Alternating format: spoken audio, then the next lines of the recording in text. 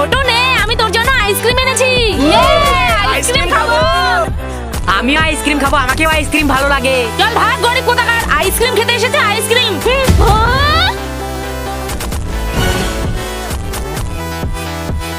বেঙ্গি, তোদের আমি কতবার বলেছি নিজের বন্ধুদের সঙ্গে এরকম করতে হয় না। কি করি? তার আগে এটা হলো আল্লাহর সুন্দর নাম, আর এটা হলো শয়তান। তুমি যদি এই নাম ভালোবেসে থাকো তাহলে লাইক সাবস্ক্রাইব করে কমেন্টে আল্লাহ লিখে যাও, আর যদি না করো তাহলে বুঝে নিব তুমি শয়তানকে ভালোবাসো। কি করি আইডিয়া।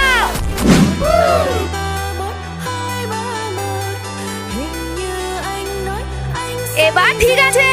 ইয়েস।